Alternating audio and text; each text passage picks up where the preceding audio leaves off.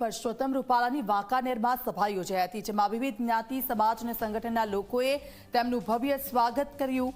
આ તકે રાજ્યના પૂર્વ મુખ્યમંત્રી વિજય રૂપાણીએ કોંગ્રેસ પર આકરા પ્રહાર કર્યા। આ પ્રસંગે તેમણે 7મી તારીખે મતદાન કરવા માટે પણ અપીલ કરી।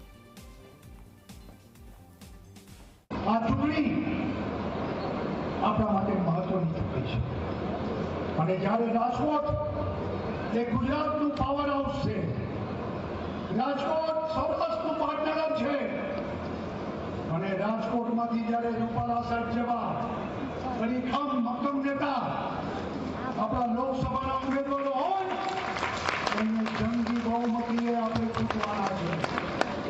રૂપાલા સાહેબને મોકલીને નરેન્દ્રભાઈને ત્રીજી વખત વડાપ્રધાન બનાવવાના છે અને હવે આ ત્રીજી વખત બનશે ને એટલે અડધા ભ્રષ્ટાચારીઓ જેલમાં છે, બાકીના બહાર છે ને એને પૂરવાના છે।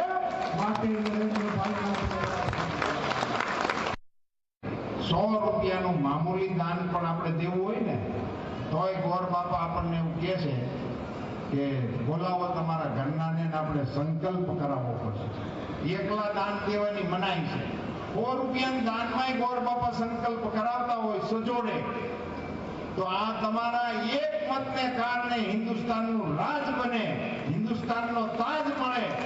એવડું મોટું અમૂલ્ય મતદાન એકલા ન કરાય। લક્ષ્મી નારાયણ સ્વરૂપે મતદાન કરવા જાજો। તો સુરતમાં કોંગ્રેસના ઉમેદવાર